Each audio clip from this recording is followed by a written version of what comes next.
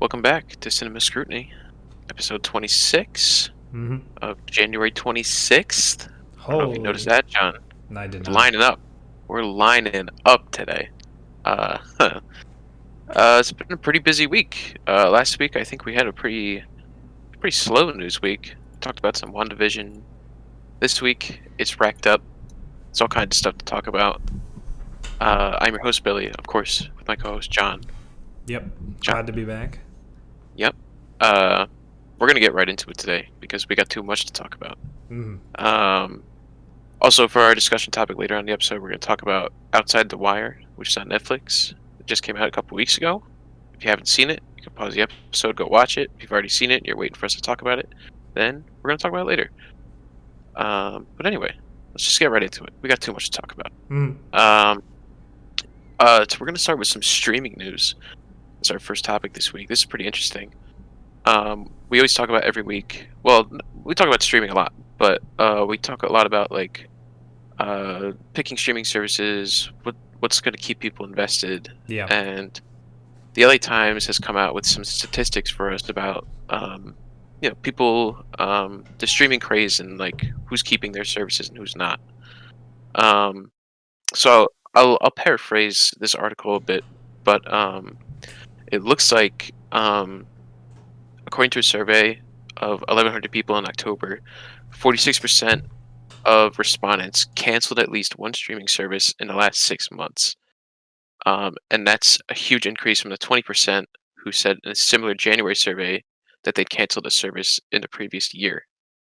Um, so I guess it goes to show the streaming competition has uh, it's kind of upped its game in a way. I think, uh, and I think the companies that run these streaming services kind of understand how fickle audiences are and how fast paced the industry kind of is. But I think these numbers are kind of reflecting the competitiveness is continuing to ramp up as far as the streaming service war, if you will, quote unquote.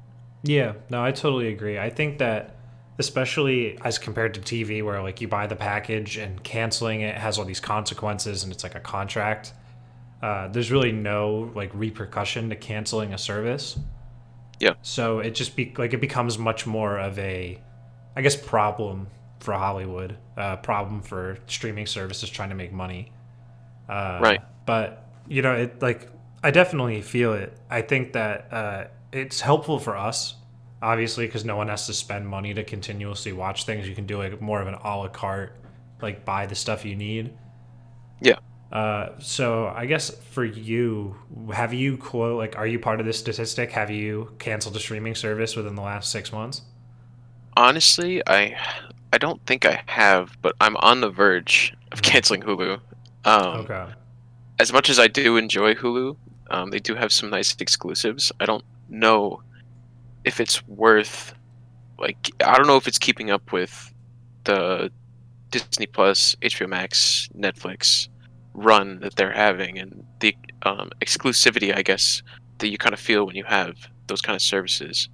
Yeah. Uh, and I think that was part. Someone who was involved in this article kind of brought that up, saying, these streaming services, they're they're kind of finding ways to shift the narrative and say, all right, how can we have our customers feel you know, exclusive when they are on our service? Like, what are they really benefiting from being here? And what's going to keep them? And that's like an exclusive kind of hook, I guess you could say.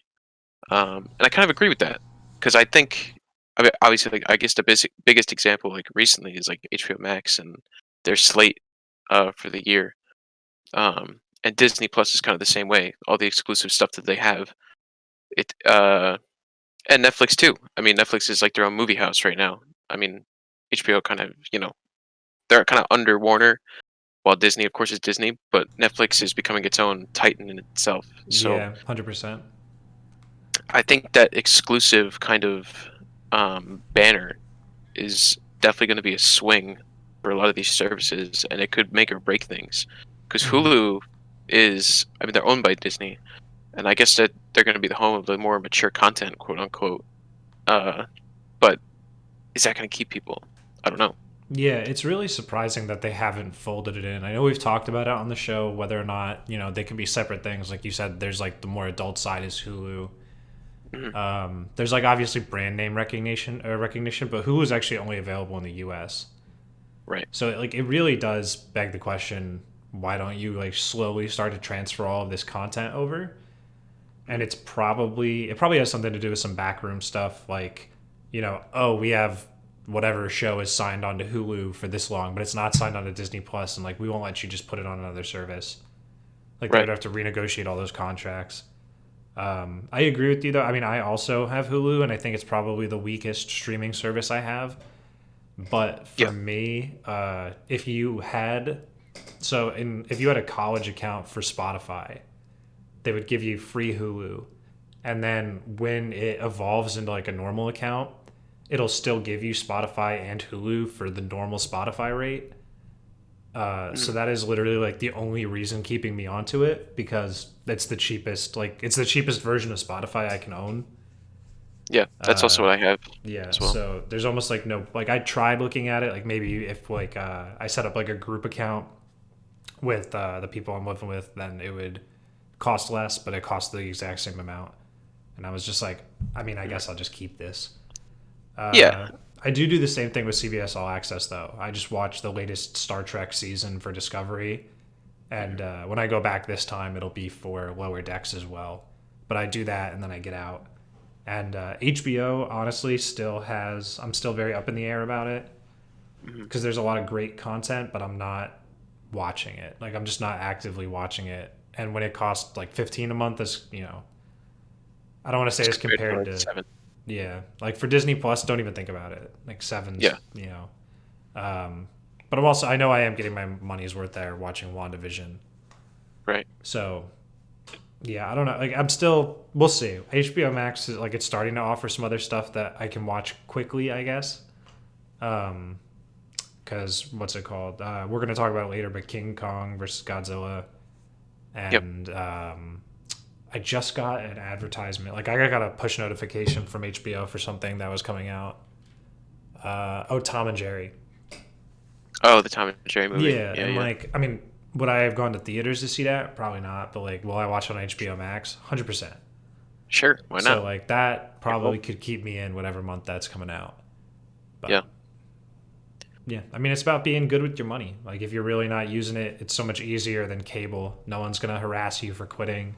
No one's Yeah. gonna like try to change the deal on you when you try to call them.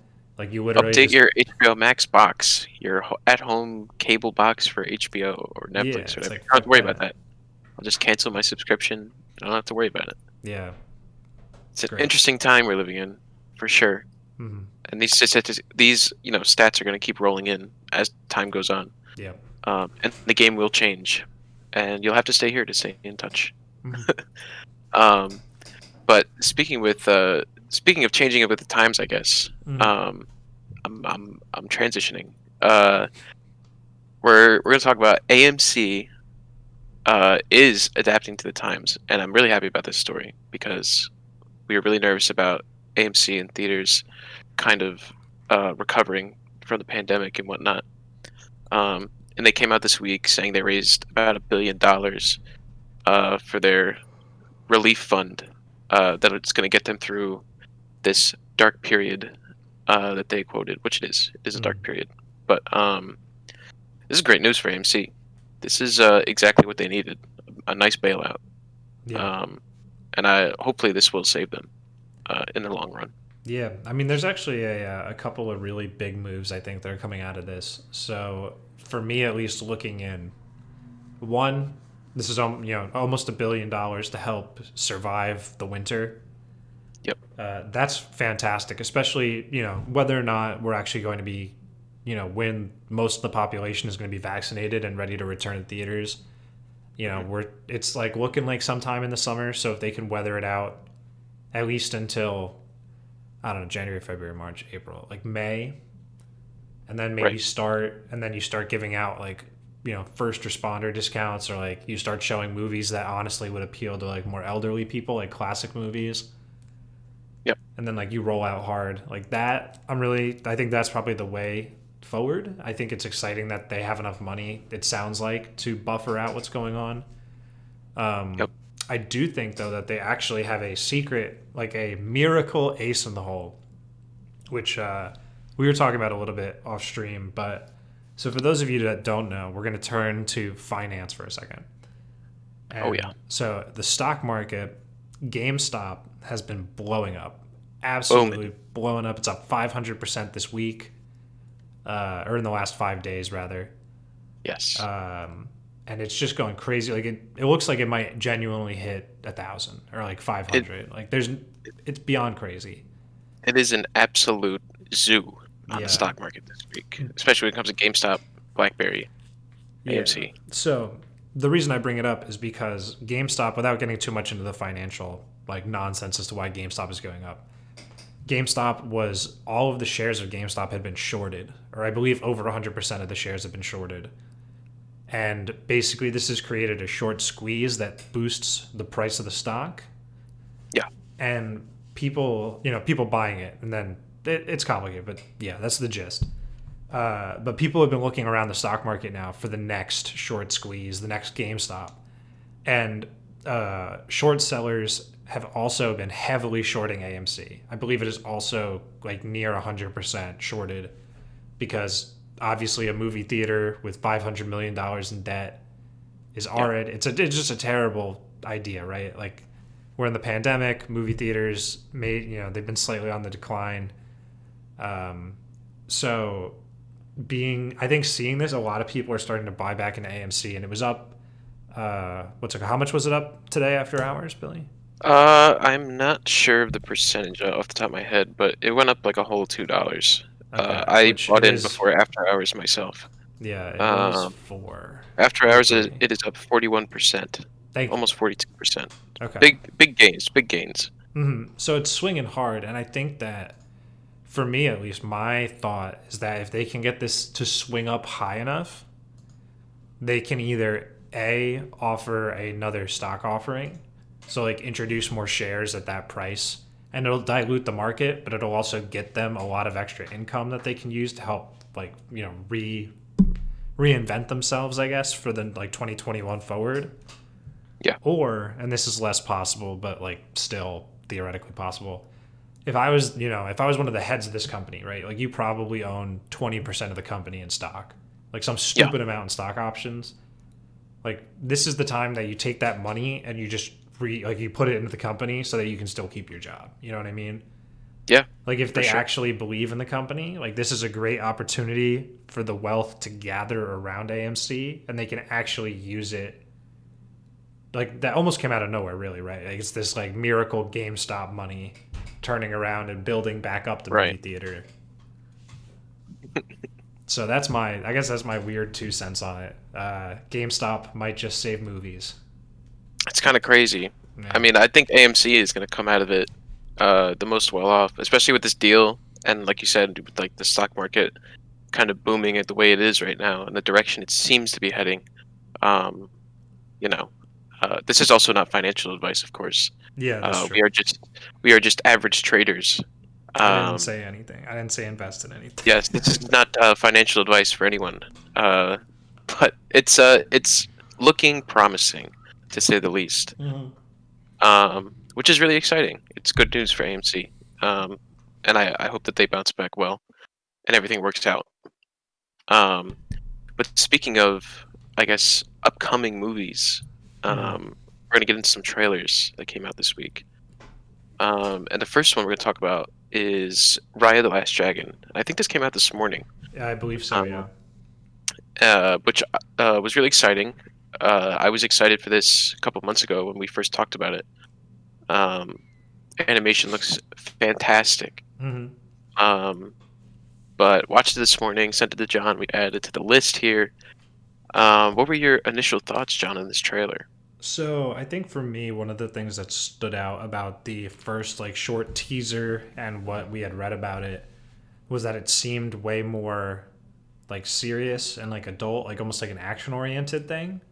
Yeah, And I think this trailer solidifies back in place that like, nah, this is just like a classic Disney animation, like story Sure. slash adventure. Like it's just gonna have those more like family themes, I guess. Yeah. But it does still sound really fucking cool. Like, It sounds really fun. yeah, Yeah. like there's some great, like it looks like there's great like world building, I guess would be the proper term. Like it looks, there's a bunch of different warring factions, and she's trying to find the last dragon to, I guess, I don't know, bring peace to the world because dragons are peaceful and wise. I don't, something about the Mm. dragon's supposed to unite the people. Yeah. But I mean, I don't know. And the dragon's not a good dragon, or not bad, but like she's not, powerful and wise. She's just kind of man. She's Aquafina. Right. It's like it seems she's like a friendly dragon. Yeah, she's just Um, chilling.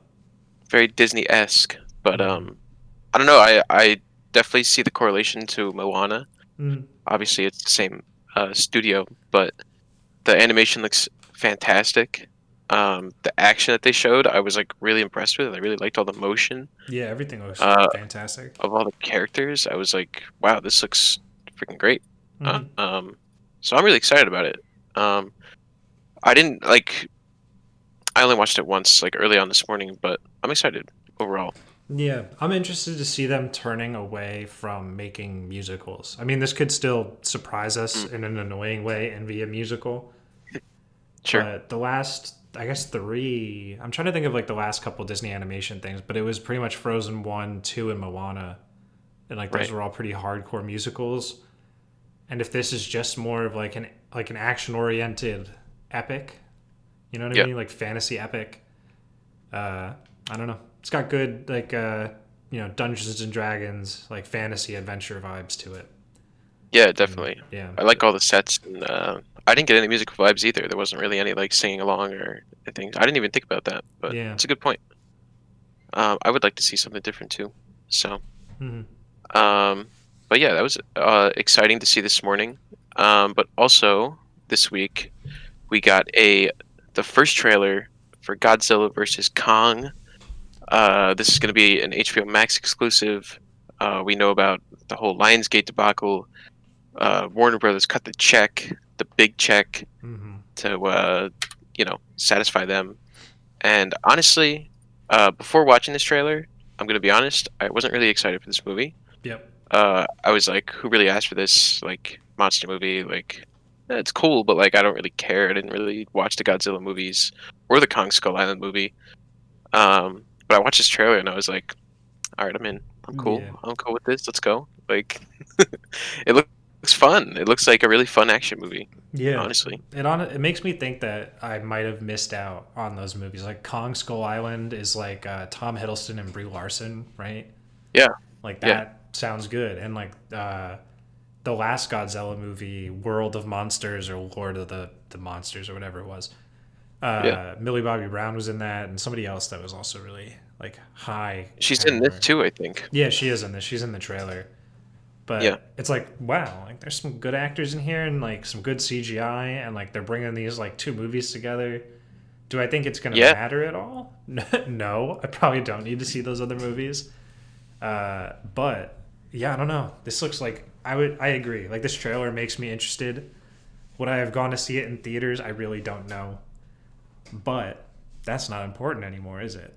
Because now I got to see Godzilla fucking sucker punch or Kong sucker punch Godzilla, and then he took like some like pickaxe and started to slam him down. Yeah. They gave Kong like an axe or like a sword or Yeah, something. somebody I was talking to gave it like an official name. Let me see if I can find it. It was like the I don't pickaxe know. of destiny. Someone was like really into the Holy shit. like deep into that Godzilla lore.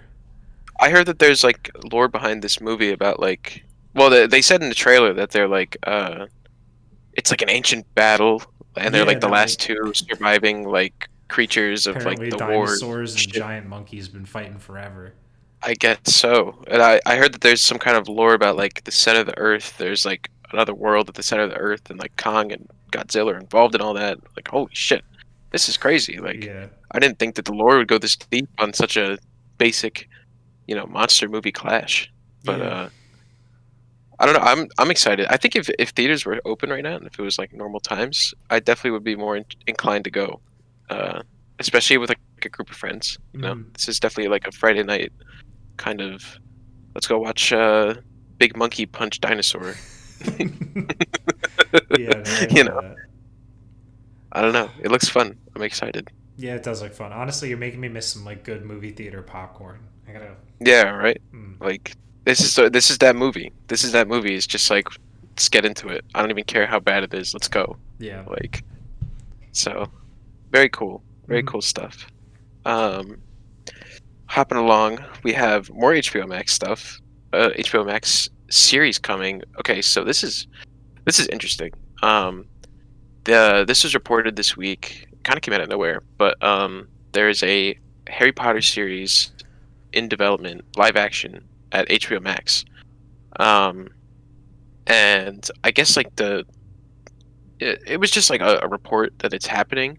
It's in the works. That we don't have a date or anything, or announcement on actors or Hmm. any of that. But the talk of the story was more so about is J.K. Rowling involved, and two is that the rights for the series are owned by Universal, um, and this has been in development for a long time by Warner and HBO, but they haven't moved forward because they need the rights. Now they're talking to Universal about buying the rights.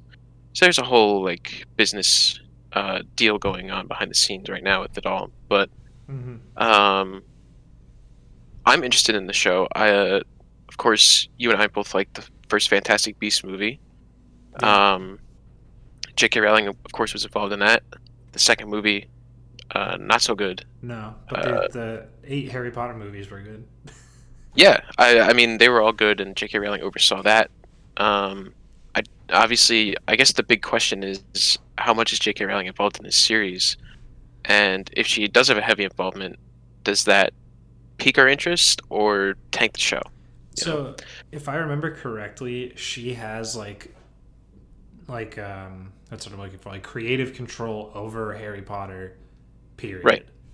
Like she does And work as she with should. Warner, yeah, which she does work with Warner Brothers, but like she never sold it, which Smart. yeah, smart move.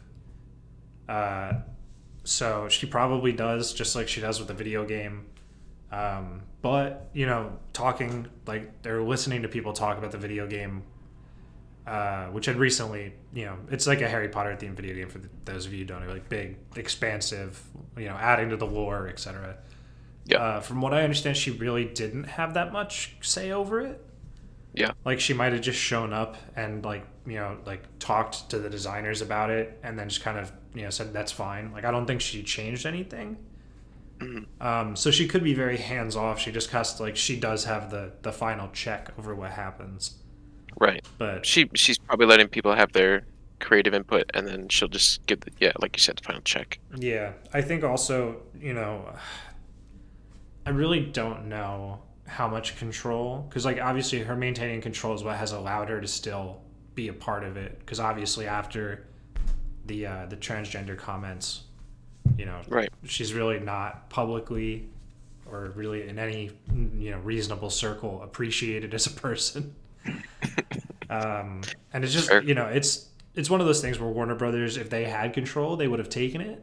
However, Yeah. do I think they could like stonewall between the two of them to the point where like we'll let you have control, just sign off on everything we do without even caring? Probably. Mm. Um, Yeah. but yeah, I don't know. It's an interesting case. Yeah.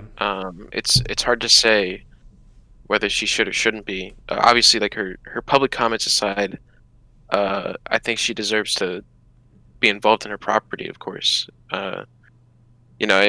It's in a way it makes me think of like George Lucas being Hmm. pushed aside on like the sequel trilogy.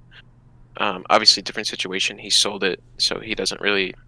It's more of just like a common courtesy that they gave him on input. Yeah. Um, but it's still it is still her creation, and I think she should have some oversight, even though you know obviously people aren't happy with her comments, and I know there's a lot of people who aren't happy with her creative decisions with it as of recent, um, and her constant changes to the lore as well. So it's interesting. Um, I'm a fan of like all the content, even though I wasn't really satisfied with the last Fantastic Beast movie. I like all the other movies. I like Harry Potter overall. I'm excited for the game. Yeah, And its TV series sounds cool. Like I'm interested to see what it's going to be about. Like overall, yeah, I think if they went with like even before Fantastic Beast time, just like maybe something down that road. Maybe something with Harry's parents could be cool. I don't know. I mean, yeah. there's a lot of opportunities. So The video game takes place in the 1800s, which I think would be a oh, fun place to explore alongside it. It's kind of like that'd be pretty removed sick. enough from everything. Yeah, Even like a 2020, like a another current day based show, but just because they'd all graduated, but maybe keep some of the like the professors. yeah, that or maybe it's about their kids or something. Yeah, I don't know. I think for me the biggest thing, like it's an interesting idea for me. I want to see one. Yeah, I want to see them very strongly get away from the movies, Mhm. which I think they've been trying to do. Like even Fantastic Beasts, only a couple characters really cross over. Really, only Dumbledore. Mainly, yeah, But the biggest one for me also is I think they got to start like they need to rebrand, and I know that they're trying, mm, but it's so hard to call like a universe of concepts you have deemed like you've deemed a name like Harry Potter. yeah, You know what I mean? Like it's if we called Star Wars, like there's so much Star Wars content out there, and everything was like it was Luke Skywalker, hmm like Luke Skywalker, Fallen Order, like right, great, like it just and they are trying right, like they've changed it to Fantastic Beasts is in the Wizarding World of Harry Potter, like they're trying to get Wizarding World, and they're like, Harry Potter's not really a part of it anymore, but it's still cool. yeah, And that I don't know. That also it really has nothing to do with what we're talking about, but that's my big struggle with Harry Potter right now is that ain't about Harry Potter anymore, and we really need to come up with like a better thing. yeah, But because of the structure of the universe and what it's about, there's really no like thing to call it. You know what I mean? yeah. I mean, like, I agree.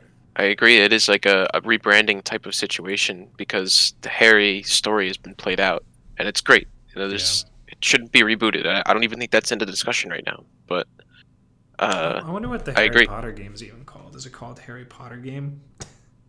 I Oh God, I forget. don't know. That's Uh, a good question. Maybe Hogwarts like initiative or something. oh, you know what? Or Hold up. It actually is. It's called. Hold up. Hold up. Why? It's called Hogwarts Legacy. that's cool. So the name Harry Potter's not even in there. Which see, like that's what I'm talking. Like, get away, get away. The rebrand is Hogwarts. I mean, You know, even I would fuck with that. Like that's fine. I I'm cool with that too.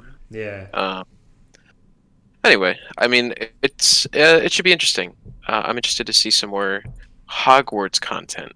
No, let's call it that. Let's not call it Harry Potter. Hogwarts content. Yeah. Uh, um, but anyway, speaking of rebranding Mm-hmm. and switching up creative control, we're gonna move on to another. Well, we're moving on. Sorry, Now I you was gonna almost had try it. You and almost I had was it. gonna try and relate it to video games, but Harry Potter isn't video game. Anyway, Tomb Raider. They're making a sequel to the Tomb Raider movie that came out a couple years ago. Uh, and they just secured a new writer director. Her name is Misha Green. If you guys at home don't know who Misha Green is, she is in charge of Lovecraft Country, which is on HBO Max. Mm-hmm. It's really popular. Over the past year, it's like blown up.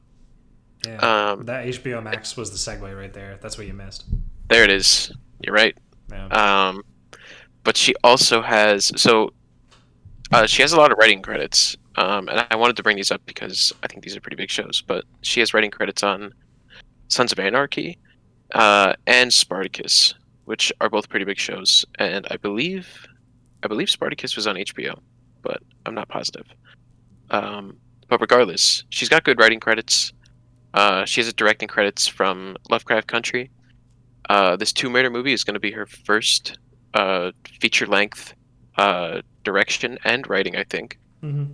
Or no, it is just directing because she wrote another movie that is going to Netflix. Um, but this is interesting.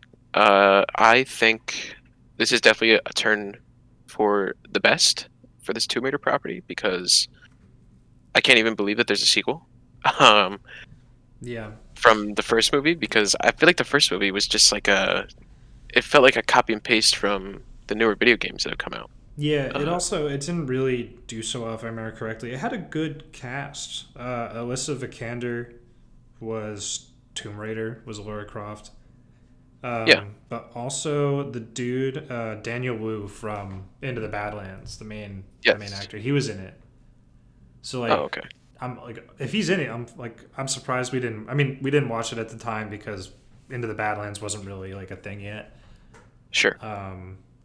However, now that everything's coming back together, like I want Tomb Raider to be good, right? Like it's a good concept. It's Of course. basically just it's like it has the potential to be Indiana Jones, really. Yeah. And I just think that a like really hot new director slash writer, like obviously Lovecraft Country like blew up on Twitter. I Yeah. believe it has. I think I said it was an 88 on Rotten Tomatoes, which is pretty good. Yep. And yeah, I don't know. I'm just really like all of a sudden very reinvigorated and hoping that there's been a lot of talk about video game movies. I believe we talked about it on the podcast at one point. Yeah. Definitely. Um, but it's time. It's time for them to not suck. Like Yeah. It's definitely time for them to Uncharted. step up. It's like Yeah. tarnishing the name, and on top, like of course we talked about Uncharted. It's blatantly like a mirror property to this Tomb Raider Yeah. situation.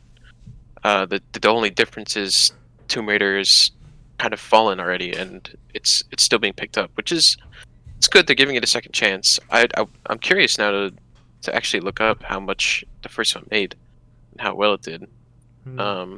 Because I swore it flopped, but The I budget don't know. was 90 to 100 million, and the box office was 274 million. Oh, okay. Well, then it broke even. Uh, So I mean, depending on how much marketing cost, right? So like, yeah, exactly. So I'm sure it made some profit, yeah. I mean, but I doubt they would not, or doubt they would pursue a second one if it didn't make at least some profit. right, definitely. I just hope it doesn't turn out like the sequels to the newer games, because I feel like um, when the newer games came out, the first one came out, it was really good. It was really popular. It was like a rebrand of the whole property in a way. It was um, almost like a new look to the character in certain aspects. But I feel like the first game came out, and then the sequels progressively as they came out sort of fell off, and people lost interest. Um, Yeah, I think it was a more of more of a case of there wasn't really any innovation between the three. sure. Like the first one came out, it was different. There was a new Lara Croft. They had restarted the story, so she was just discovering like her entire family origin and how to be this treasure hunter, etc. Right. And then the second and third game, really didn't do enough to, I guess, expand upon it. Like basically, they all ended up just being okay. Like yeah, that was fine. Like yeah, okay. Mhm. And they never really sold as well because of that. They just kind of did like okay numbers, Yeah. which is how I feel about this first Tomb Raider movie. Like it's doing okay numbers. It has paid its way into like a sequel, but you know, will it be just another okay film, or is Misha Green going to take it to the next level? I hope so. Let's hope so, because Tomb Raider is cool. Like Yeah. it deserves every you know solid outcome. So I'm interested. I'm definitely interested to see more. I don't want to say more skilled, but better creative direction behind it. Mhm. And fresh creative direction is a good way to put it. Um, Yeah. but um, anyway, I guess moving on to our next topic. We have more video game movie news. I forgot that this movie was even In greenlit and development. coming. Yeah, but I'm also not like a big fan of the franchise. But we just found out today that Kevin Hart has signed on to the Borderlands movie to play Captain Royland, I believe is his name, right? Roland. Roland. Okay, you know more than me. Hmm. Um, but I also reading about this. Kate Blanchett is involved. I think Mhm. she's like starring in it. Yeah, she's playing. Um, So, not to hijack it from you really quick. no, go ahead. So Borderlands, the original game, which is what this movie is based off of, Yeah, has four playable characters in it. It yeah, is Lilith, Roland, Brick, and Mordecai. Lilith is like Okay. a basically like a wizard girl. That's Kate Blanchett right now. Um, Kevin Hart is playing Roland, who is an ex like military turned mercenary. Yeah. Brick is just a giant fucking dude. I don't remember his backstory at all. Like he's just big and Yeah. angry. And then Mordecai is a like assassin sniper, and he has like a bird that talks to him. I forget what the bird's name is though. Okay. So that's what we're dealing with. So anyway, sorry, back to you. Yeah. So this is just like more news on this Borderlands movie. More video game movie content is coming. Hmm. Of course, Kevin Hart is a huge name. Kate Blanchett is also a big name. Um, but I think Kevin Hart has a little bit more star power as of right now. And it says in this Hollywood Reporter article, he's taking this role in a more serious action and acting to show up his more serious action acting chops. Which is Um, funny. yeah, I mean it is a little funny, but I think I think Kevin Hart, if he's going to take it seriously and go a more serious route and like become like an action star type of thing, I think I'd be interested in that. Yeah, I Um, mean, this could be the transition movie. I think that like that to me that line is very funny from the Hollywood Reporter, just because yeah, Borderlands is a very like comedy heavy game, yeah, and the world itself is like very comedy driven. But it is. You're right. It still is like an action thing, and it does have its serious moments. So I'm wondering if like he's using it because I'm gonna be honest. They definitely hired him for his comedy oh, aspects. I'm sure they'd be Yeah. stupid not to. So it's interesting to see whether or not he's going to try to use it as a stepping stone, like you're saying, into more action oriented stuff. I'm afraid that he could get bogged down in it because one of the things that I could really see happening very easily is now that Kevin Hart's on it, Yeah. Dwayne the Rock Johnson comes up and he's like, Oh boy, "I'll play Brick," which is I would hate again that. just super big dude. You'd say you hate it, but name a Kevin Hart movie where Dwayne the Rock Johnson doesn't show up. That's that's a good point, but I mean, it makes sense because they're really good together. Yeah, And I'm looking at the picture of like the original cast right now, the yeah. Borderlands crew. Um, He's a big dude. I just Name a big dude that could fit in there. Like other than what's that dude's name? Batista, Batista. That's a good Batista. one. The Mountain from Game of Uh, Thrones, whatever his that'd be name is. kind of. I don't know how good of an actor he is. I never watched Game of Thrones. I can't say how good of an actor he I is, but mean, I'm gonna be honest. Like the equivalent, like the most dialogue that Brick. He's like the Hulk.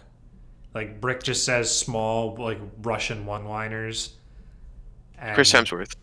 Puts Chris Hemsworth in there. not big enough. Not He's big funny though. enough. Yeah, that's true. Well, I guess I see. Yeah, Brick's just like a big dumb big, Russian. big dumb. Yeah, he's just That sounds like Drax. That sounds like Batista. honestly, it is kind of like Drax, but like less intelligent. It's like a big oaf of a character. I don't know. Well, I don't think Dwayne Johnson would do that. I think he I would. think because he wants to be is Brick like the main lead guy? No, Or I guess there maybe is. there is no lead. Yeah, it's like an It's like a ensemble. cooperative like team type of thing, right? Yeah, Yeah. So don't do The Rock. I don't want another Jumanji. We don't need another yeah, version of no, we're Jumanji. definitely getting That Jumanji. would be exactly what this is. So I don't know. Uh, I guess I'm interested to see what the rest of the cast is. If it's this like 4-person little team. Yeah, I would Kate assume Blanchett. 4 people, and then either they cast Handsome Jack or they make their own villain. Yeah. So we're looking for basically 2 dudes, like a beefy one and like a stealthy one, and then we're looking for a bad guy. Interesting. Yeah. Jared Leto for the stealth guy. Ugh. That's what I'm saying. Jared Leto just put something out. It was him, Denzel Washington, and somebody else. Oh, it just came out. I think I heard about I this. don't Yeah. know. It like Jared Leto was so hyped about it, and like the reviews just came out today, and it turns out it's real bad. Real Oh, bad. that's sad. So I don't know if he has any Hollywood credit. If he has Any any clout? like, yeah, His clout's a little drained right now. yeah. I mean, like the ideas are cool, like Morbius, Tron 3, but then like he does them, Yeah. and you're like, hmm. Well, I think that's like been a history of like his acting. I guess like you could look at if you look at Jared Leto's IMDb page, Hmm. I guarantee you'll be flipping through it, be like, good, bad, bad, good, Yeah, a lot of good, hits, a lot of bad. Like, misses. yeah, I mean, like he's been around for a lot longer than you would think, though. You know, Yeah, and he does have a Best Supporting Actor Oscar, yeah, that's so true. I liked him in Blade Runner 2049. That was cool. he's good in that, Yeah. even as small as it is. But I don't know. Uh, we'll keep an eye on this Borderlands news Hmm. and see what the rest of this cast is going to look like. It could be, honestly, with Kevin Hart involved right now, I think it's going to get a bigger marketing push than I would have initially anticipated. Yeah, Uh, definitely. but we'll see. We'll see what happens. Um, moving on to our last story, we got to pick things up a little bit. Um, we have. I honestly, I think this is my most. This is the story I'm most excited for today. So we Yeah. have, yeah, just because it's wacky. Yeah, it is really fucking weird. We got news this week about a Willy Wonka prequel movie coming out. It's got a release date. The director of Paddington has signed on, Hmm. and they are currently weighing their options for the lead role of Wonka. And it looks like it's going down between Tom Holland and Timothy Chalamet, uh, the teen heartthrobs of Hollywood right now. Yeah. Uh, it's pretty crazy. What a stupid Um, sentence.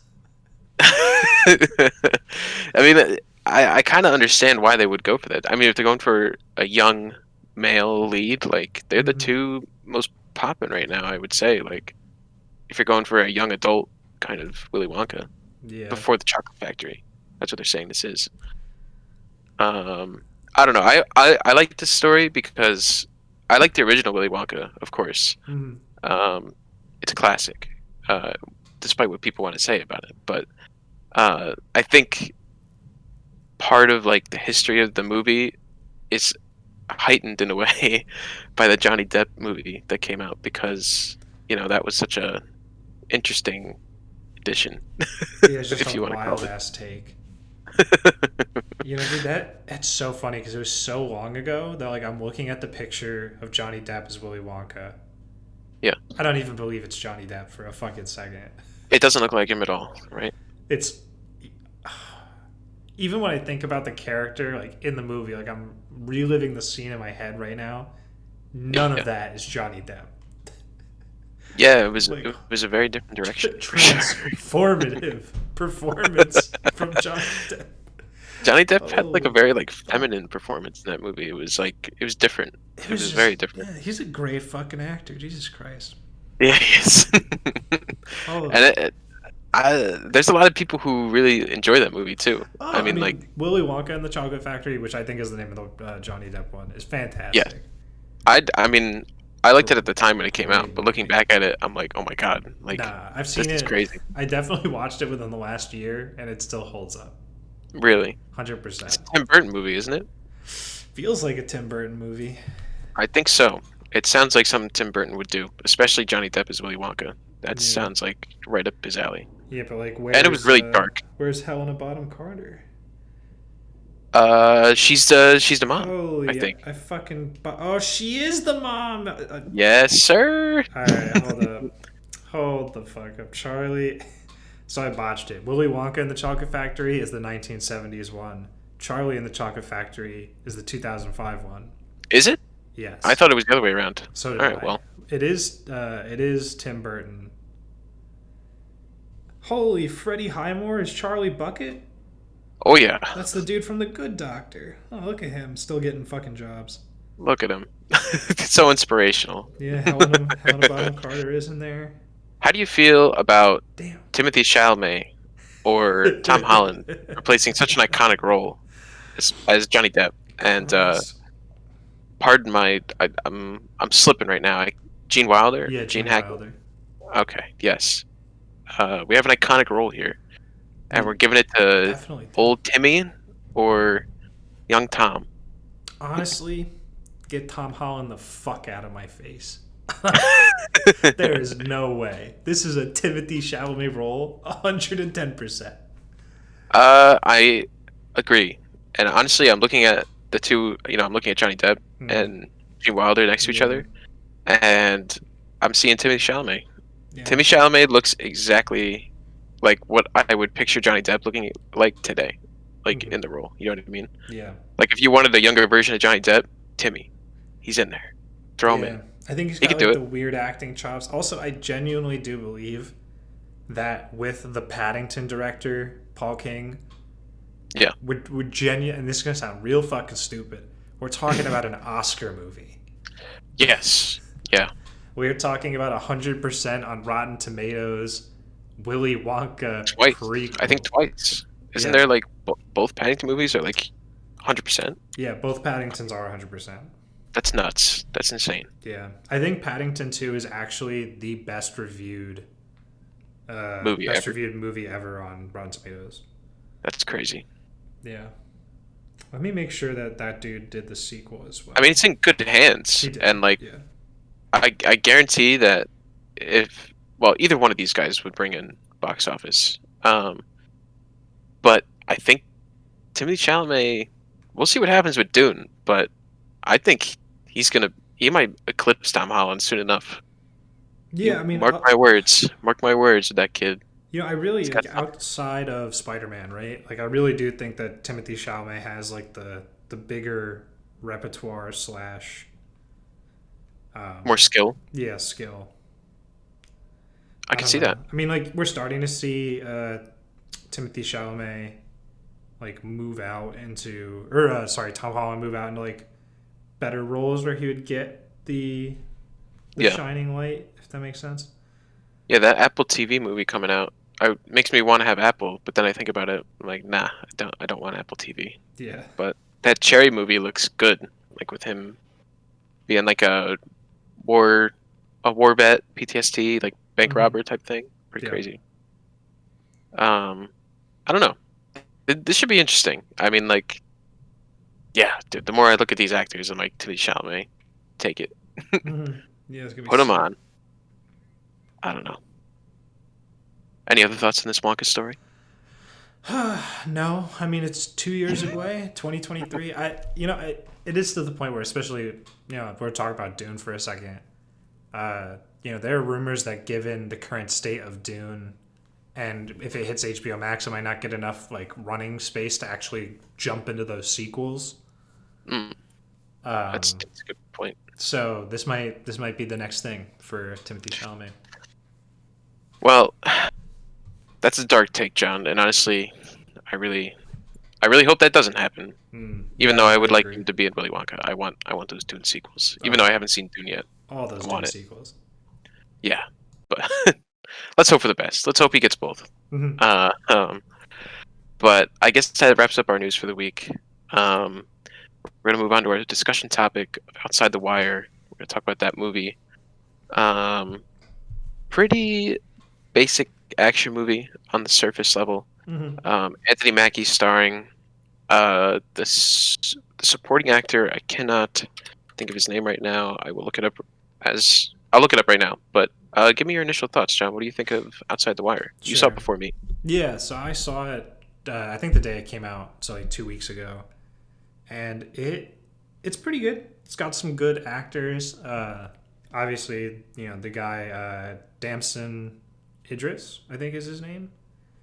Yeah, Yes, yes, and it is. then also Emily Beecham shows up, and I don't know if you got that, but Emily Beecham was also the Black Widow in Into the Badlands. Another Into the Badlands reference from today. Right. I did recognize her. I was like, Yeah, where is she from? it's so That was crazy pretty dope. because she puts on like a totally different performance, which blew my mind Yeah, because I was like, holy crap, she's a good actress, like a really good yeah. actress. She's a really good actress. It's So true. that I was love exciting. her scene where she talked to Hart, where she went outside at Hmm. like the orphanage, and she was like, "How do you feel about your work?" And it was like this whole like commentary on like drone strikes and shit. I was like, "Oh fuck, that's deep." Like, Yeah, it was wild. there was a lot He of like moments in this movie. I was like, "This is like a nice like, it's a very interesting commentary on like war, the whole war and like mechanized military." warfare. Yeah, Yeah, like it was cool. I yeah. was I like, mean it. I was really hooked, honestly. Yeah, no, I agree. Like, do I think it lands everything that it's trying to do? No. uh, but it's taken some wild Right. fucking swings. Like, this movie opens up, and Harp is a drone pilot, and he's Yeah. sitting there and he's killing people and he's eating gummy bears. Yeah. And he's like, "Listen, I'm gonna kill two of our own guys to save some other guys. That cool?" And he's like, "You're gonna do, huh?" And then he just blows them. They fuck up. Yep. And like he doesn't even give a shit. And they're like, you know what? Like if you don't give a shit about human life, we don't give a shit about your life. And they just throw him onto the front lines. They assign him to Anthony Mackie. Like Yep. wild commentary on drones in general in this movie. Like there's, he's an AI drone, Anthony Mackie. Like even this photo that I have right here, I have the photo up. It's, Anthony Mackie in the foreground, drones from the modern age, like pilot airplane drones in the background. And then in the middle Right. ground is the fucking robot drones. I forget what they're called. Gumps, I think is the term that they use in the film. I think so. Yeah. But it's like all about, it's like this huge weird commentary on like society and like the American war conglomerate or whatever, the military industrial complex. Like Yeah. it's a lot. And It is. honestly, you know what? You were right when you're saying it was really cool to hear whatever her name, Black Widow's or the her name's not the Black Widow. What is it actually? It's the Widow. Oh, the It's the Widow. Widow.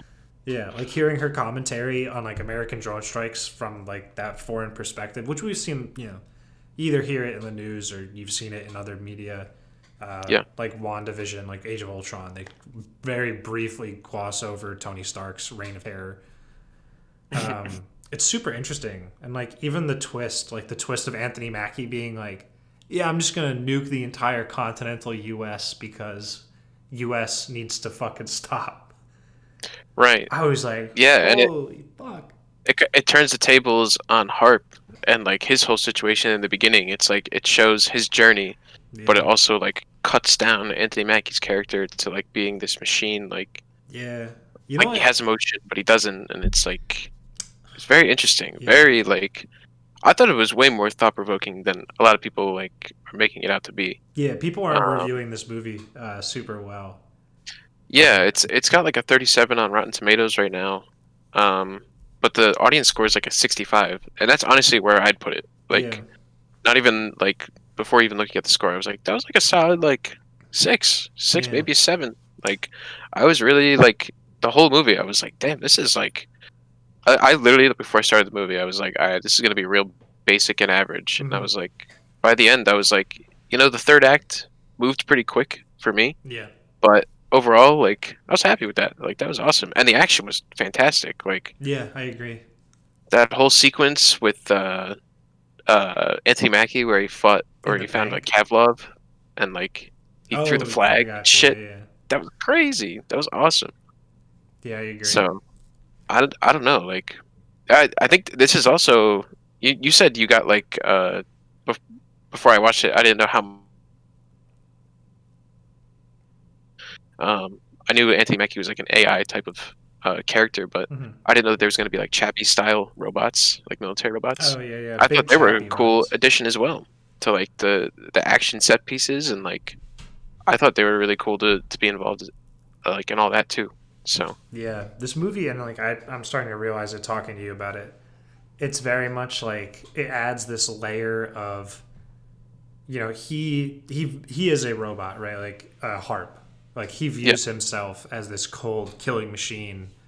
That's he's like, well, statistically, I had to kill two of them to save 38, yeah, and like he keeps kind of running all these statistics in his mind. Like that's how he views war.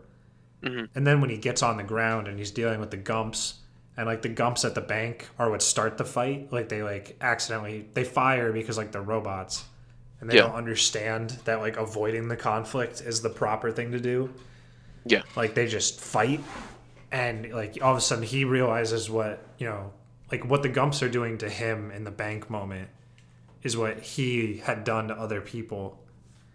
And then by the end of the movie, he's like, he's basically become the people who were yelling at him in the beginning.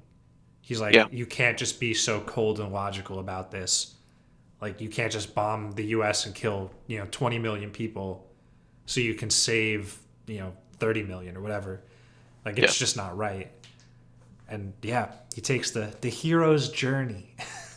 Yeah, it was really really like super engaging. Like Mm. I really was expecting something of just like sit back, like mindless kind of action thriller, and I was like, this is saying a lot, Yeah. and I like this. Yeah. Again, it's fair to say like it is. I think we are kind of settling on the idea of a six. Like it doesn't fully hit these marks. I feel like all of a sudden we're talking about this like this is the coolest thing ever. It's like it's the attempt, and I think it's the fact that people were underselling it so hard that it's like wow, Yes. this is surprisingly good. Yeah, I mean, like it's definitely not perfect. Like I said, the third act moves very fast.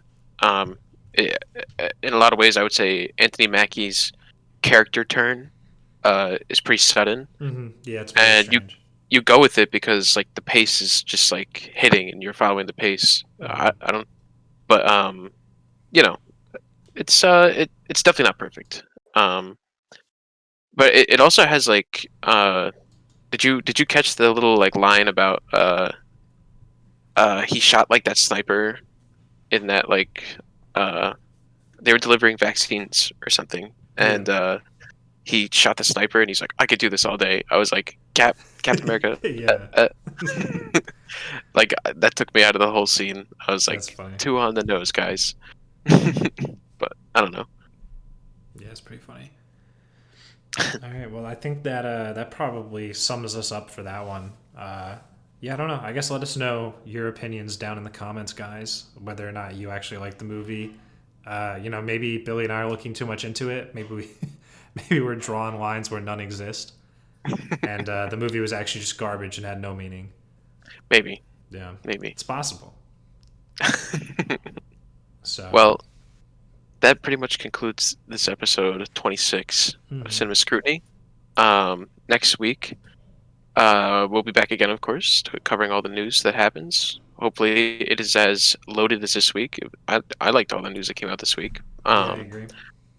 But for our discussion next week, we're going to be talking about. We're going to get a little bit more in depth next week. We haven't had like a super deep discussion topic in a week or two, but we're going to talk about how long is too long for a TV show or a TV series. We're talking about seasons, episodes per season, episode length, um, kind of a little bit of a talk on the streaming service topic that we had earlier in the episode about what's keeping people interested in these shows. How long is too long, or how short is too short? What is the perfect spice, perfect middle ground for a Hmm. TV show? And we're gonna get into that next week for our discussion. Um, but yeah, other than that, be sure to like, comment, subscribe. Let us know what you think down below. Give us some your thoughts on the news, the movie. Give us discussion topics. We always love talking to you guys about that, and you know, getting involved with the audience. Um, and yeah, I'm Billy. That's John, and we will see you next week. Yep. Have a good week, guys.